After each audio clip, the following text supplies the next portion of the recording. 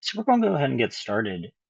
Um, Couple just sort of housekeeping things. If at any point you can't hear me or you can't see my screen right now, it should display the Mayhem logo.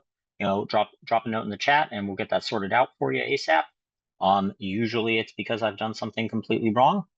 And I do have to caveat, today is my first presentation with a brand new, not PowerPoint nor Google Slides presentation layer. So, hey, we'll see how that goes. All right, well, hey, thank you all for coming, and let's talk a little bit about what we're going to talk about. Set the stage, as it were. So we'll talk a little bit about who I am, why I'm here talking to you today. Then we're going to talk about software development in OT. And I'm going to be honest, we say OT, but more broadly, this applies to organizations that are developing any sort of operational technology, Internet of Things, embedded systems, however you want to think about the world where software and hardware really come together. We're going to let and talk a little bit about DevSecOps. And I'm not going to spend too much time. This isn't a webinar about, hey, here's what DevSecOps is, but give a high level overview on what it is, why people adopt it, and then talk a little bit about how not to try to mesh those two together. Some things that I've heard from customers, from peers in the industry about what didn't work. And then we'll talk a little bit about some things that do work and what that actually looks like, both real things you can do today as well as aspirational things that do require organizational shift as well. We'll open it up at the end for Q&A. And I always encourage everyone to reach out to me on LinkedIn or shoot me an email as well if you have follow-up questions. A lot of times they're really good questions that come in, but it's, hey, how do I give a awesome detailed answer that I want to spend 30 minutes diving into and whiteboarding on a webinar where I have no whiteboard? It's hard sometimes. So, happy to also take follow-ups as well. Well, with that said, let's dive in. So who am I?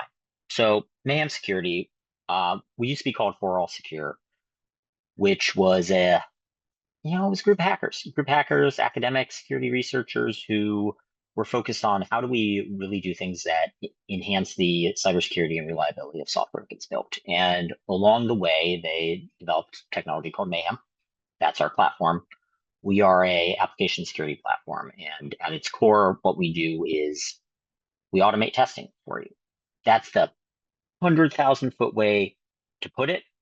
We use a bunch of proprietary technologies, a bunch of open source technologies, a bunch of really just standard testing technologies, wrap it all in some fancy, you could call it AI these days. It's an algorithm that learns about your apps and writes the right tests for them. We're not really going to talk about that too much today. I just got to give a little marketing intro. Me, I was a developer. I wasn't very good at it. Then I became a DevOps marketer, worked for companies like Puppet, Twistlock, Torque. I lead the product team here at Mayhem. Help out on marketing when I can, but my day-to-day focus is how do we build the best application security product, the best testing product possible.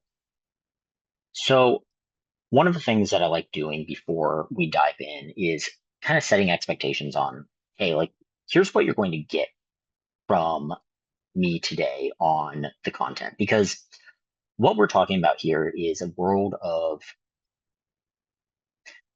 I don't want to say complexity that doesn't exist elsewhere, but for those of you who build embedded systems, who develop programs for embedded systems, you're likely aware that it's a really complicated space to play in. And so, I just want to level set like, hey, if I had to rank myself on a scale of 1 to 10, I know a lot about this.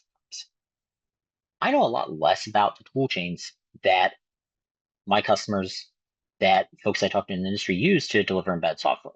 I know a fair amount about application security, and I'm okay, regulations and compliance regimes. So a lot of what I'm sharing today is, it's not necessarily, hey, guess what? I've been doing this 20 years. Here's my experience. These are things I've heard from customers I've talked to. These are things I've heard from folks I talked to who said, hey, I don't want to be your customer, but I'd love to talk to you about what we do today and what some of the challenges are. So there are some places where some of you on the call might hear what I'm saying. Really, Josh? I don't know about that. I think you're crazy. hey, interrupt, call me out, drop something in the chat. These things work best when they're two-way conversations. And really, the goal of any session like this is that we all come out knowing more than we did when we started. And I love it when that includes me too. So let's talk a little bit about development in the OT world. And look, I'm gonna go over some really high level things. I'm gonna give you the, again, 100,000-foot view. I don't want to spend too much time breaking down, hey, here's how this works, here's the history, here's how these things were developed. But I do want to level set a little bit on when I talk to customers who are building an OT, when I talk to customers who are developing embedded systems, what they tell me is, well, yeah, we roughly follow a V-shaped process. And so I say classic OT development for a few reasons, and we'll get into those in a second. But you think about the V, it's how do you gather requirements? How do you concept a system? How do you design the software for it? How do you design the components within it? At the bottom, you write the software. I didn't put that here. Like we all know what happens at the bottom of the V. And then comes the unit testing. Then comes integration testing. Then comes end-to-end system testing. And then you're actually, hey, you've got a product. Is it good? Can we accept this? Can we take this to market?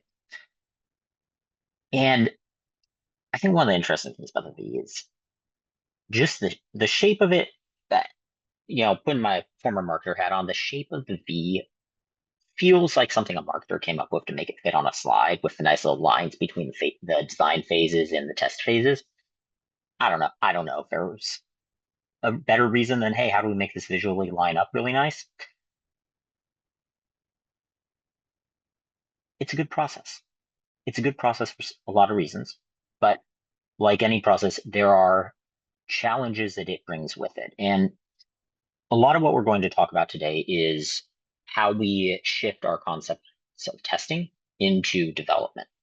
And that's really what DevSecOps did. It said, hey, I saw with DevOps, you took a lot of the operational pieces of deploying software and moved them further left. Let's do the same thing with validation, with security. Let's shift those testing phases to the left as well. So one thing I do want to just kind of call out is when I talk to folks about where are you doing the different types of testing? Where are you doing software? Where are you doing the hardware? Where are you actually doing a full-on acceptance test on, hey, here's my automobile, here's my control machine for a factory, hey, here's my medical device. Where does that happen? And what I hear from them tends to be something that looks like this. Unit testing is software. Integration testing is some level of processor. System testing is when you start to get the hardware out. And then the final checks and balances, that's post-production in a lot of cases. Now, some of you on the call might be looking at this, that's way too simplistic. We do integration testing earlier. Oh, we do unit testing and everything. That's totally fair. And what I've heard is these lines are starting to blur. What I think is really interesting, though, is when I talk to people about how they're blurring those lines, I don't get a straight answer on, hey, here's how the industry has done it. It's, well, we're using Canoe to virtualize some pieces over here. And, well, we've got our own fleet of VCUs that we've deployed that we're trying to chain together to do some software in the loop testing of the whole system. I get a lot of really great explanations that have educated me so much, but there's not the consistency. It's still nascent how we blur these lines, how we start to do more complicated testing earlier in the process, or how we do additional verification like unit testing later in the process.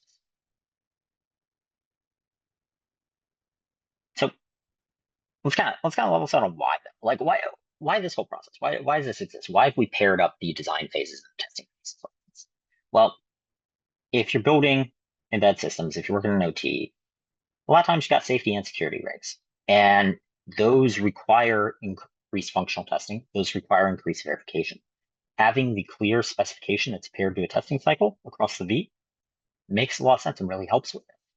You're able to improve your safety and security. Cost of failure is high. You ship something on hardware, you can't iterate fast. Something's wrong. That could be a recall. That could be lost production costs. There's a lot of money spent when you're developing for OT. And then part of it is, well, we've been doing this for a while. Like, the idea of an ECU is not new. And so a lot of what we see is, well, we've always done it this way, and we know there might be a different way, but this works. This works for us. That's what I hear. Now, kind of going back a bit, when I talk to folks about the challenges. So earlier this year, I spoke to, last webinar I gave, I'll say the number is like 35. Now it's like 65 or something. But dozens of product security professionals, dozens of engineers building embedded systems. And I bucketed what I heard kind of into three major themes. First one is we don't have visibility into everything. What does that mean, you don't have visibility? Well, the toolchain we use provides us configuration files that simulate the RTOS that we're deploying onto. Or my developer writes something, then exports a, Virtual Studio project that contains necessary dependencies and compilers that we then ship into test. The testing team knows nothing about how that was actually built. They just have artifacts. They plug that into their virtualization software. They plug that into their emulation run.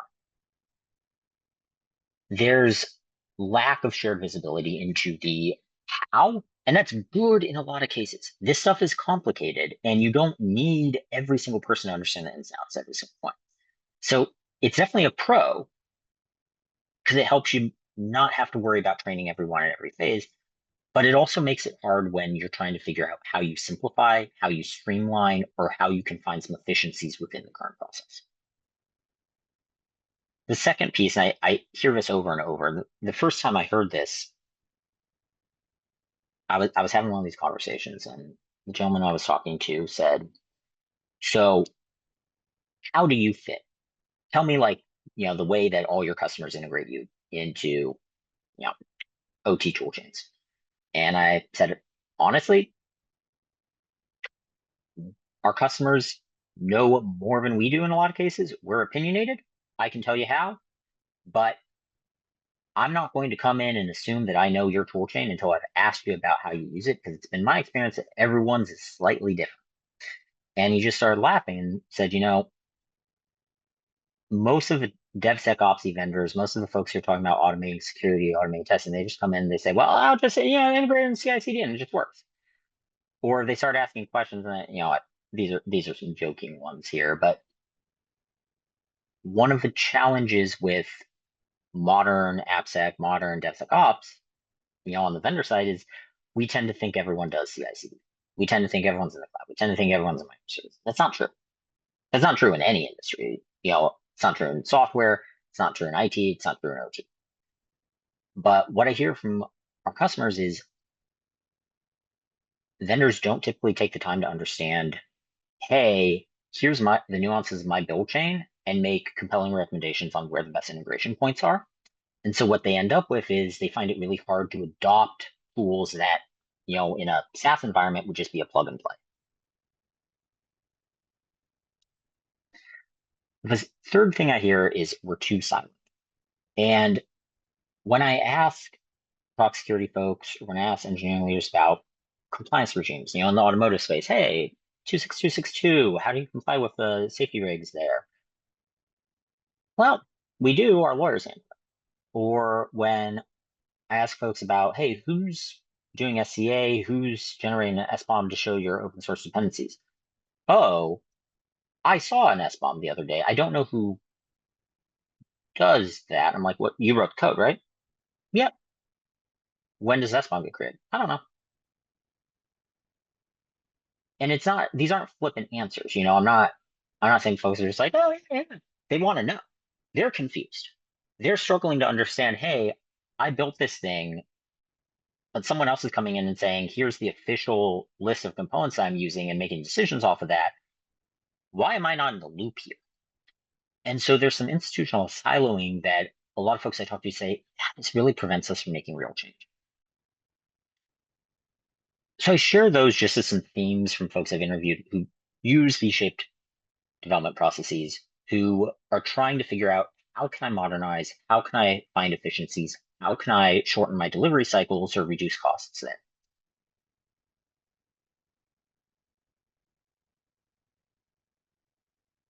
So DevSecOps, 5 minutes or less. I'm gonna be honest, I talk a lot. We'll see if I can actually do it in under 5. So look, I borrowed this copy paste from the internet. Thing was dying to trace. I don't know. Some of it.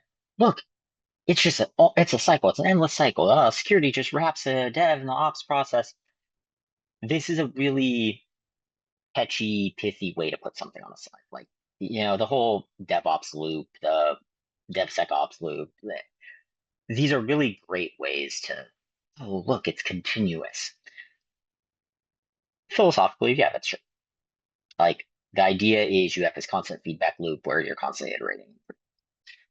In practice, like, it's kind of hard to know how this gets operationalized. And I'm not going to try to break down, hey, here's the things teams do at every single stage. Here's, the tool sets.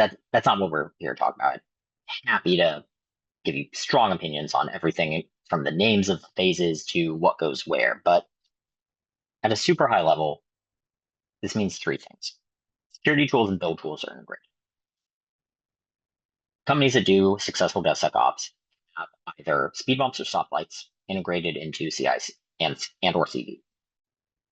It might be, hey, we're going to fail a build. It might be we're going to alert on a build if there's more than one critical CV. They might be rules that are more complex, but security tooling is integrated into the integration and the delivery of software. Second is their shared prioritization of remediation.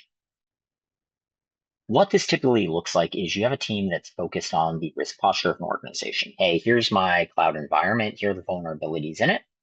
And a team that's focused on the software that you're building and delivering.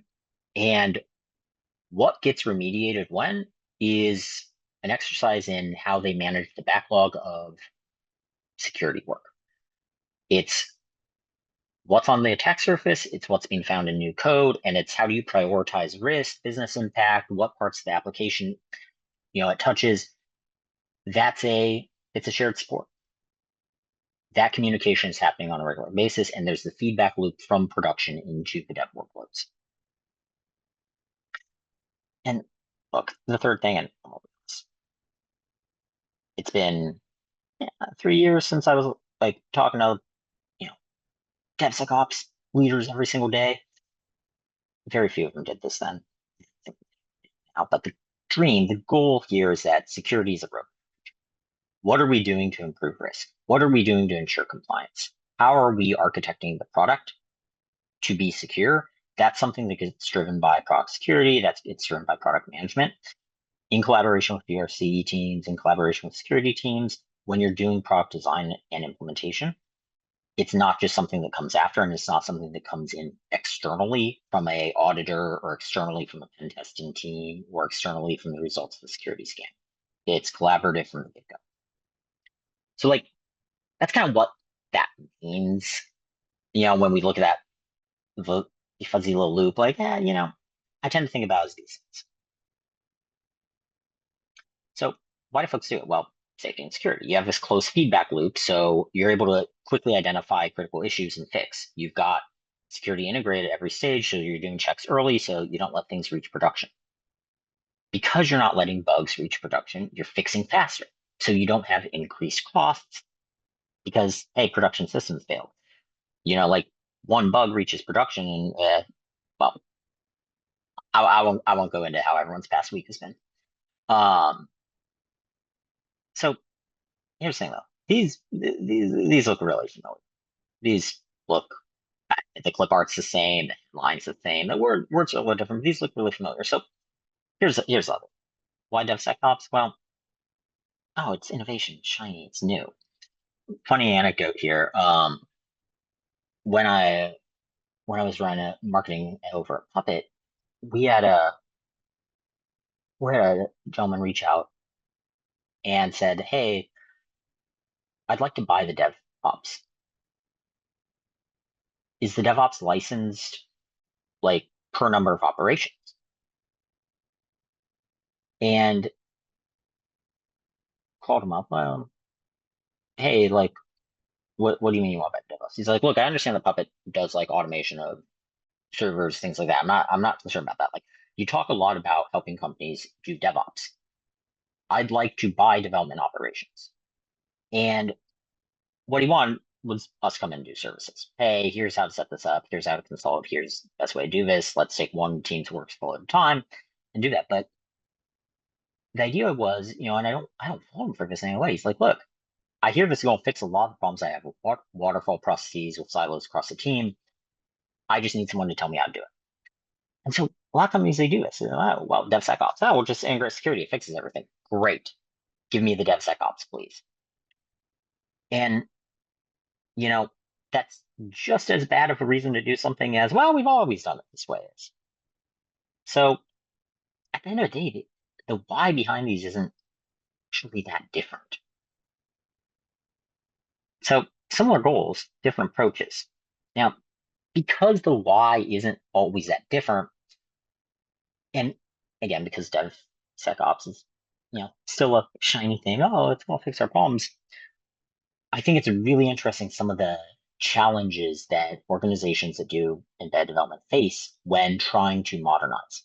Because what I hear time and time again is, well, we're trying to modernize, so we're going to do DevSecOps. So we start doing the DevSecOps. We start migrating to DevSecOps. And there's a set of really easy mistakes to make. And these aren't dumb mistakes. These are, you're looking at DevSecOps, you're reading about how to implement a successful DevSecOps program. What are the goals of that? How do you architect that? And you end up making these mistakes because DevSecOps was built in the world of SaaS. It was built for organizations that are deploying frequently to the cloud, and in a lot of cases don't own the physical machines their software runs on. It doesn't always work out with Apple. So let's talk about what some of those easy mistakes are. And then once we talk about the easy mistakes, we're going to dive into here are some things you can do that don't necessarily avoid all mistakes, but start to move the needle towards the same goals and the same efficiencies as DevSecOps. So 3 easy mistakes. 1, trying to automate everything. You build hardware, you're not doing continuous delivery. We'll talk a little bit about OTA updates and stuff in a little bit, but if you try to automate everything before understanding how different phases fit together and where the manual breakpoints are, you end up actually automating the delivery of risks. If you start by trying to automate before trying to understand, you're actually going to dig yourself into a hole where you're introducing new delays and increasing your costs. I think about organizations that have tried to implement continuous integration, moving things from, hey, this is a local machine to this is software in the loop to this is hardware in the loop environments. And someone's sitting there being like, I have to plug in an emulator. I can't actually automate that step. How is this supposed to work?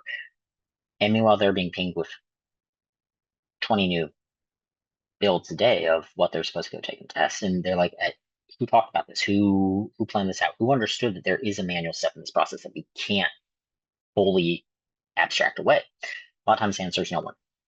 So understand it before you automate. And this kind of talks about this too. Minimal focus on communication. DevSecOps, DevOps, all those things are people, tools, process.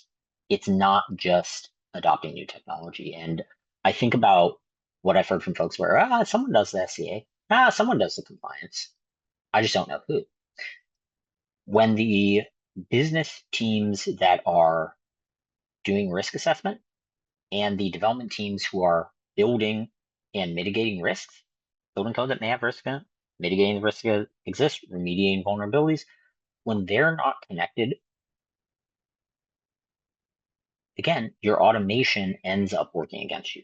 Increased efficiencies, you end up moving faster before those business teams have had time to react. And if they're driving remediation priorities, if they're able to say, we're out of compliance here, there's going to be a lot of friction. And so you slow down delivery, you create friction, and you end up, wow, this is almost done. Nope, we got to stop. Those are the types of communication breakdowns that happen when you've actually increased the efficiency of the build, test, deliver cycle, but you haven't integrated the teams in the planning phase to do proper secure by design, etc. The third one, and this is kind of, to be fair, it's kind of, but it's not the what. It's not about the tool. It's about the why. We go back to why you're doing DevSecOps. Well, closing the feedback loop and integrating tooling helps you prioritize and helps you address risks before you reach production, which saves you a lot of money, keeps your customers safer and more secure. That's a great goal. But if you focus on, well, so I'm going to integrate testing into my CI/CD and I'm going to put in some quality gates and that'll help me with that. A lot of times that's not the right way to do it. And so while you're trying to figure out, well, how do I even stand up a pipeline that I can integrate this into? How do I build my code in a cloud worker to run, cloud worker that's running on like Azure DevOps or GitHub Advanced Security? Well, you're spending time doing that. Well, you could have just maybe given some of these tools to the developers and had them run local scans or unlocked them building locally and moved the needle more there. And so doing too much apples to apples with, well, DevSecOps, just, hey, it works for any type of process. It creates complexity that ultimately you end up throwing up your hands and say, this doesn't work for us. So again, these aren't the only ways you can go wrong, but when I talk to folks who have tried to adopt DevSecOps practices, these are three of the mistakes they make. And let's be clear, like none of these are insurmountable, but these are the easy mistakes because unfortunately, a lot of times you look at what DevSecOps talks about and it's, oh, well, you just do this and it's plug and play and it all works together and you integrate, it's fine. And it really doesn't work that way. Okay. So I just talked a lot about like, hey, let's talk about development processes. Let's talk about mistakes. Let's talk about what some of the challenges are. Let's talk about flipping this on its head. Let's break this down into some things that really move the needle a little. So again, focus on the why, not the what. So one thing that I think is really important is the idea that you need to start at the left. When organizations talk about integrating security into development, in most SaaS-based organizations, what they mean is they're going to plug some security scanning into CI/CD pipe. They do this because if you're deploying SaaS software, the reality is your cost of remediation is relatively flat until you're actually deployed. If you're doing V-shaped development, your cost of remediation actually increases significantly at every single testing stage you go on.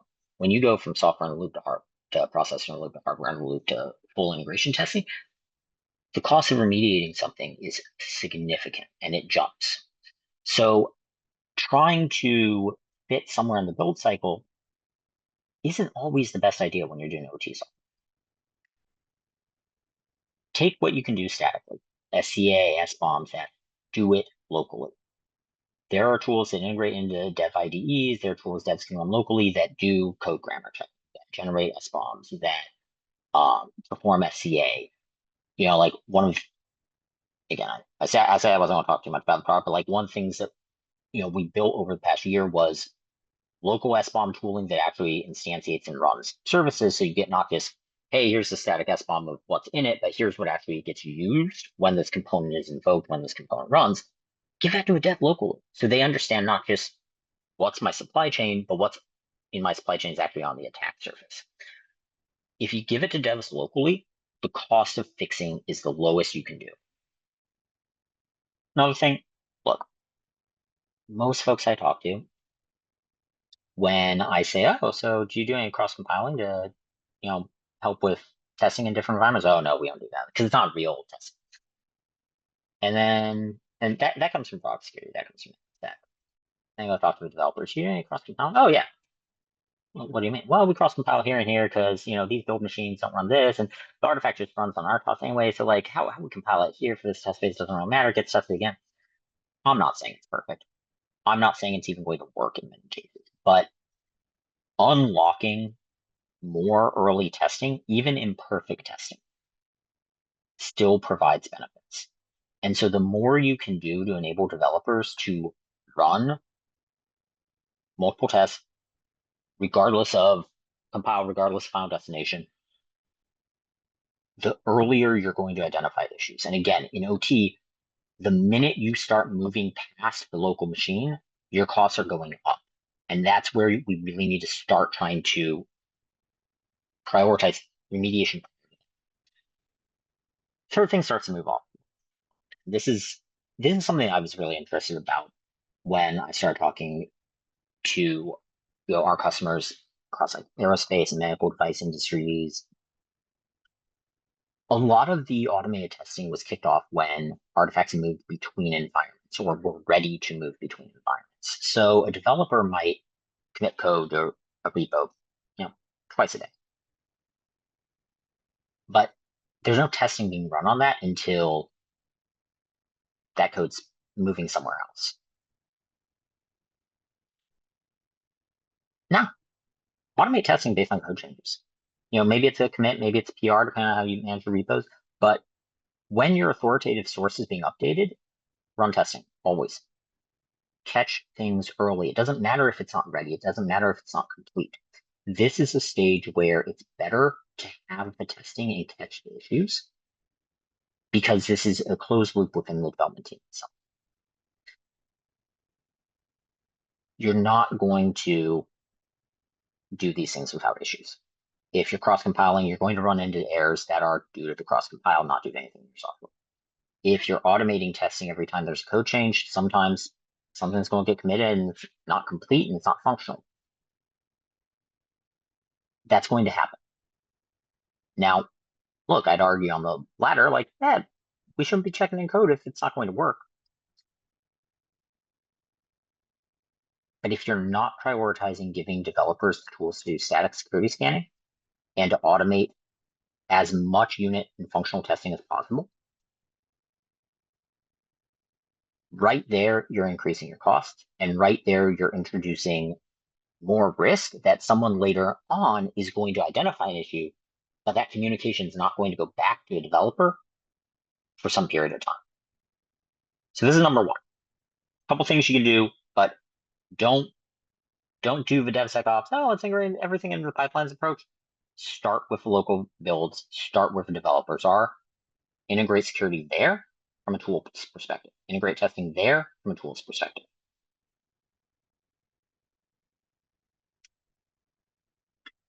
When you get to the build and test phase, this is where this is kind of an interesting one because I talk to a lot of folks who say, yeah, well, things like containers, things like configuration as code, they don't work for us. Oh, why don't they work for you?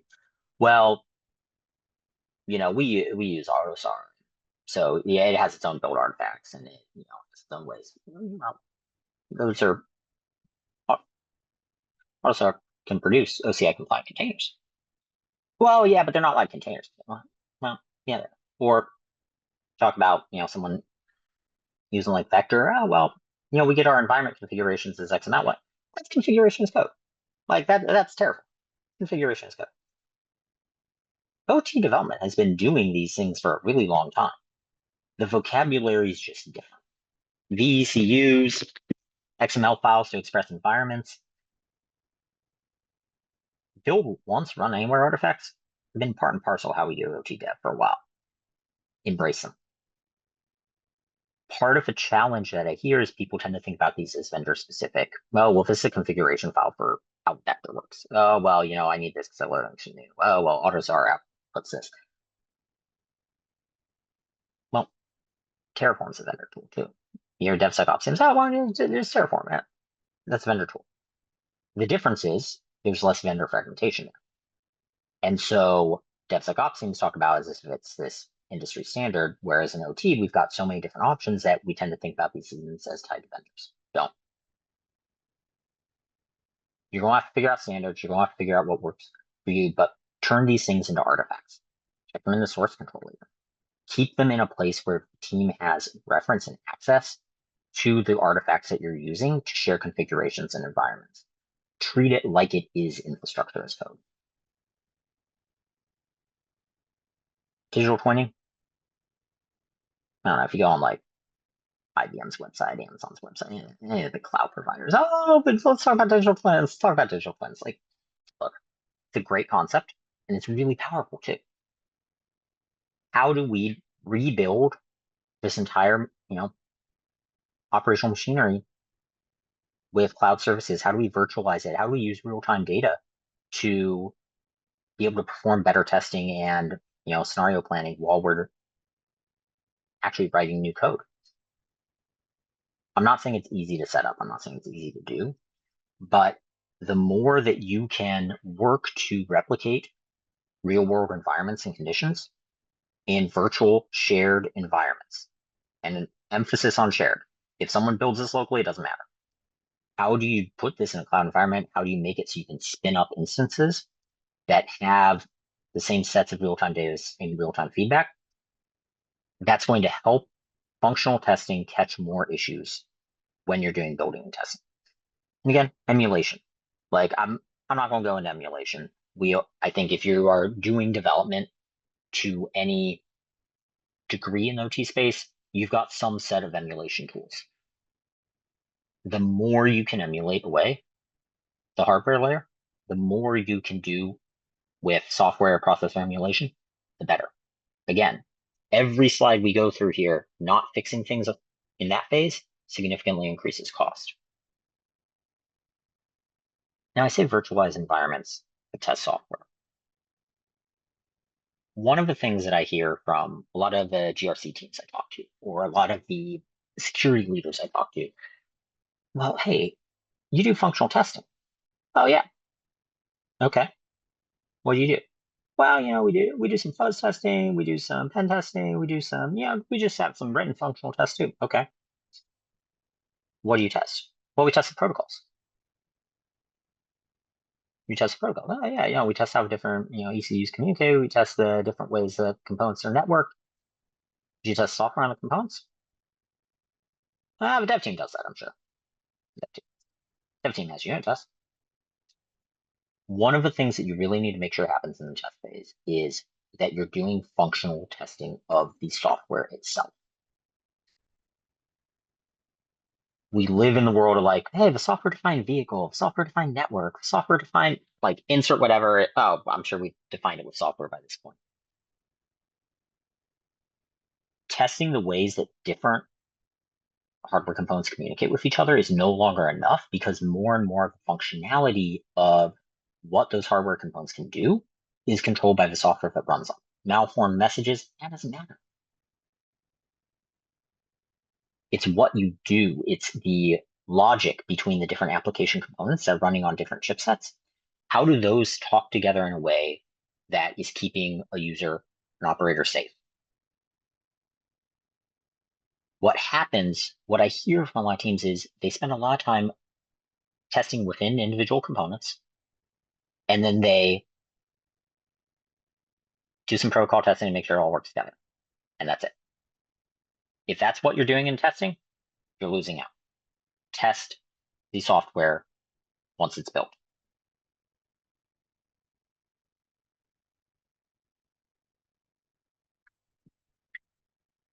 Deliver and operate. We're getting into aspiration things here. Close the loop. If you don't have digital twinning, if you don't have observability or telematics that are bringing back information from real world systems, figure out if it exists. Get it in the hands of developers any way you can. The CSV, smoke signals, carrier pigeons, close the loop with data. Having the data is better than not. Every company I've talked to does this differently. Some have it fully instrumented. Some, it is a CSV. If you're not putting this data back in the hands of developers on how are these things behaving in the new world, they're not empowered to future-proof. They're not empowered to proactively solve security and safety issues.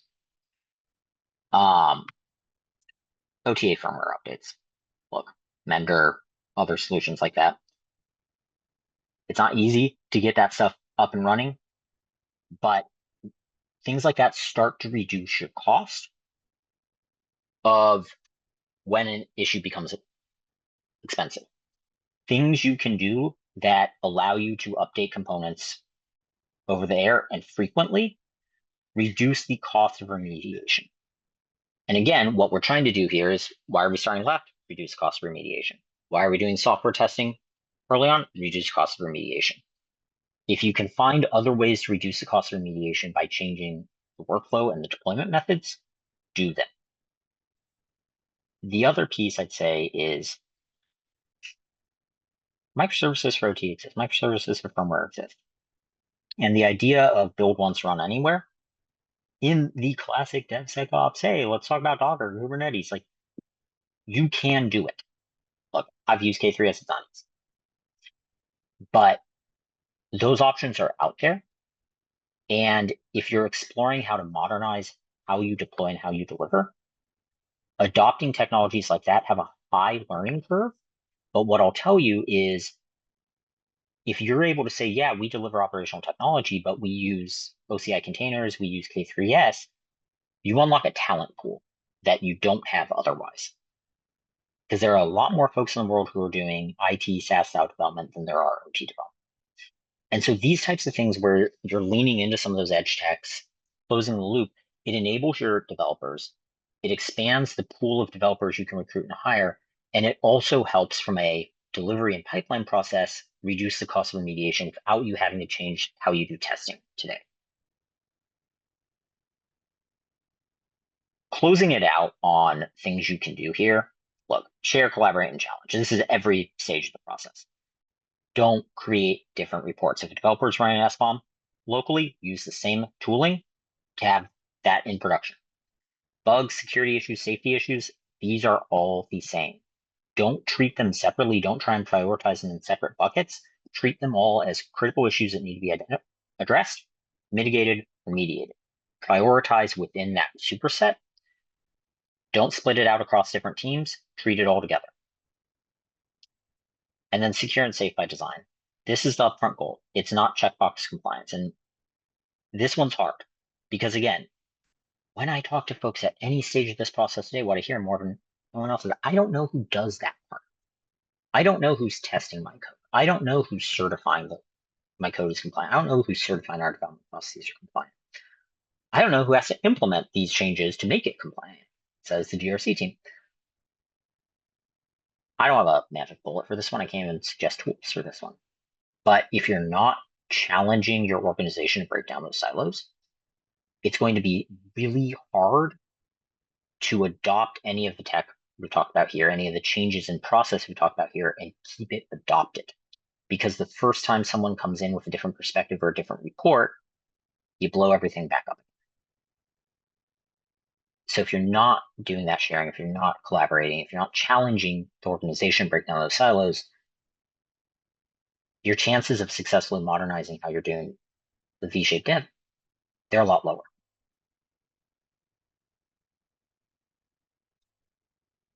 Kind of wrapping it up, don't ignore culture and communication. Start with it.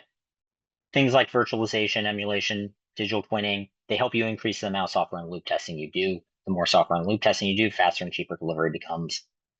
Don't try and be SaaS.